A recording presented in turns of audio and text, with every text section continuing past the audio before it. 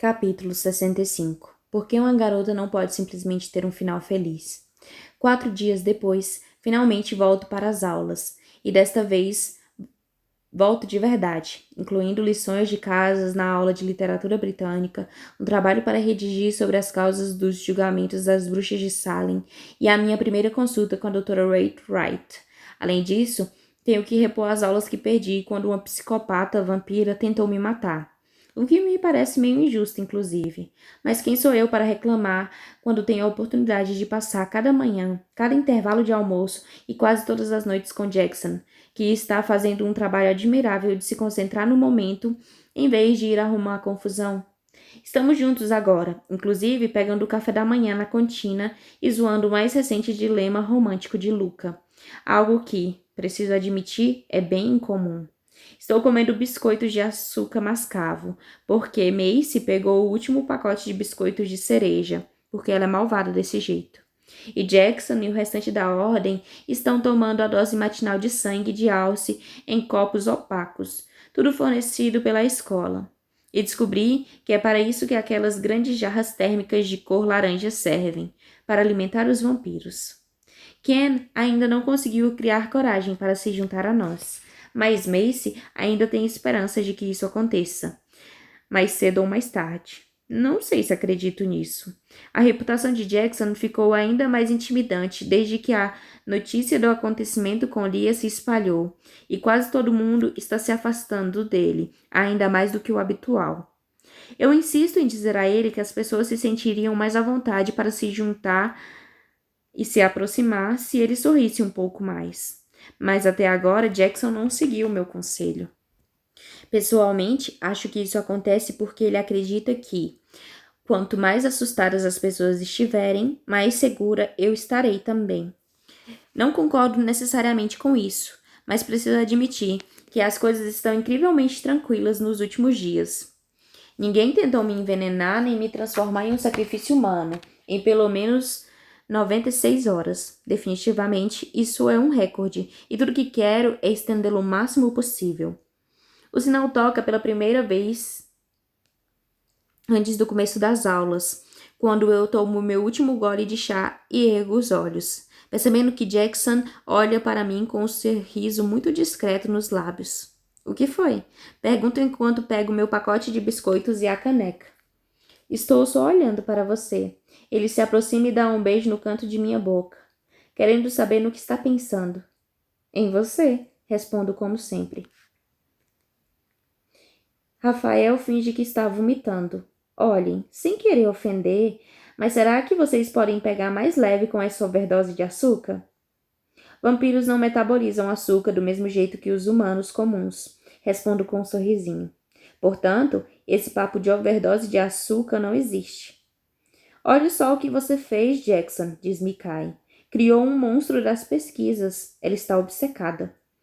Tenho quase certeza de que isso é obra da bibliotecária, responde Jackson seco. Todos os dias, Amicus separa pelo menos uns 5 livros para Grace.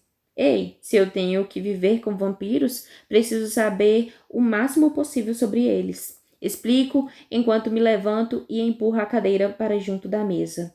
É normal querer aprender sobre o que há à nossa volta. Sabe o que mais é normal? Pergunta Jackson quando abaixa o rosto e deixa a boca a poucos centímetros da minha. Acho que sei.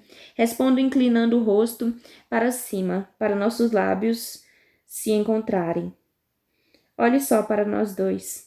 Sussurro junto da sua boca alguns segundos depois, sendo normais. Ele desliza uma presa pelo meu lábio e me encara com um olhar sexy, que faz minhas entranhas se transformarem em geleia. Quase normais. Por mim, não tem problema. Ele sorri. Por mim, também não. Ele se aproxima para mais um beijo, uma carícia que faz minha cabeça girar e os meus joelhos estremecerem. Eu não consigo evitar derreter junto dele. Nunca gostei muito de demonstrações explícitas de afeto, mas Jackson me faz querer quebrar todas as regras, e tenho certeza de que estou causando o mesmo efeito nele. Especialmente se Lia estava certa e nós somos consortes um do outro. Mas ainda não disse isso para ele. O cara já está completamente apavorado com essa coisa chamada relacionamento, sequer mencionar a palavra consorte, algo sobre o qual Macy passou bastante tempo me ensinando há alguns dias. Tenho certeza de que Jackson vai provocar um terremoto capaz de fazer a escola desabar. Agora é a vez de Mikai dizer o quanto está farto de se atrasar para as aulas porque certas pessoas não conseguem desgrudar a boca das outras. Jackson mostra o dedo do meio para ele, mas aquelas palavras provavelmente o atingiram, porque ele se afasta de mim e pega minha mochila. Vamos, eu a acompanho até sua aula. Você não precisa fazer isso. Vai se atrasar para a sua aula de física, digo olhando para o relógio. Ele me encara com um olhar do tipo, deixe disso. Acho que vão sobreviver sem mim por 5 minutos. Não estou certa disso, mas conheço o bastante Jackson e também sobre o jeito teimoso de retesar o queixo, para saber quando posso discutir a questão e quando é melhor simplesmente deixar as coisas como estão. Além disso, permitir que ele me acompanhe até a sala de aula tem suas compensações. Com Jackson ao meu lado, ninguém vai se atrever a esbarrar no meu ombro ferido ou em qualquer um dos outros machucados. É uma situação em que todo mundo ganha. Pelo menos até passarmos por um pequeno grupo de dragões enquanto saímos da cantina.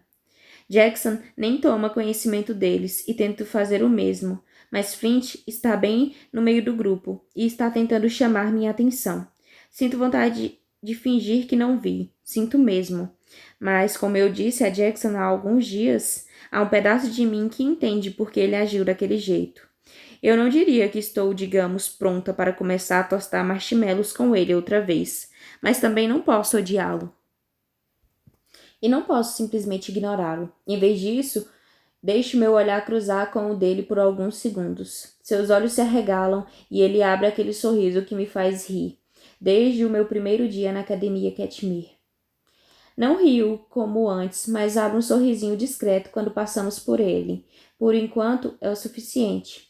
Fico esperando Jackson dizer alguma coisa sobre o que acabou de acontecer, enquanto caminhamos pelos corredores, mas ele não se afasta. Acho que não sou a única pessoa que está aprendendo a ficar mais flexível. Aperto a mão dele com um pouquinho mais de força, um agradecimento silencioso, mas ele simplesmente balança a cabeça negativamente em resposta. Tudo isso parece bastante normal e correto também.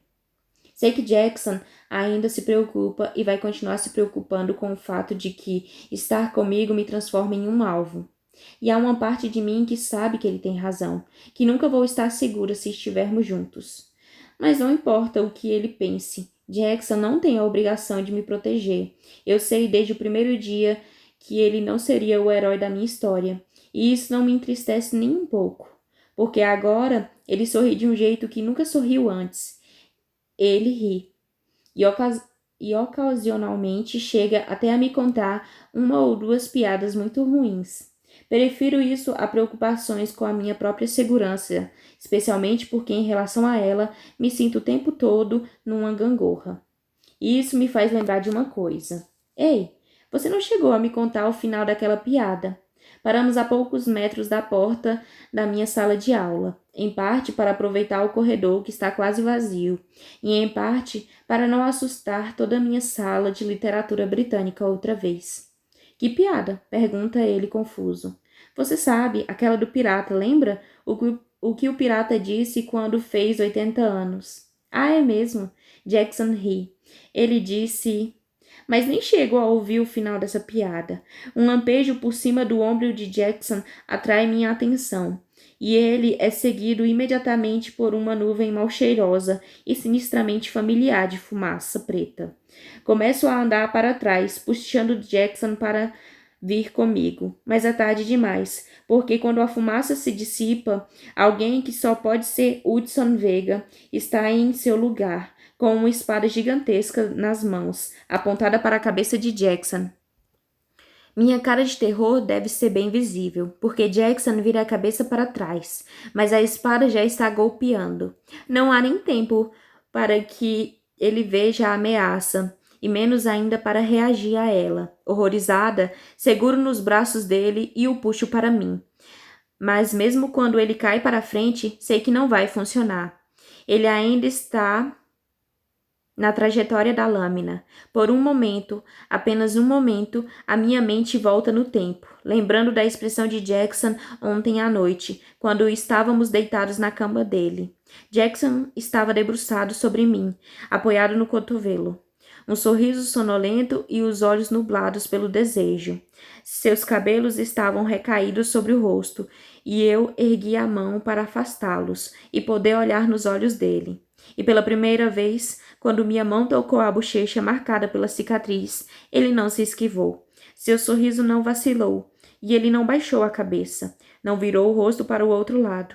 Em vez disso, ficou bem ali comigo, imerso no momento, relaxado, feliz e completo. E é nesse momento que percebo, Jackson nunca esteve destinado a ser o herói da minha história, porque sou eu quem sempre estive destinada a ser a heroína da história dele. Assim, no fim, tomo a única atitude que posso. Eu o abraço com força e o faço girar para trás de mim, de modo que as minhas costas fiquem viradas para a espada, e fecho os olhos, esperando pelo golpe que eu sempre soube que viria.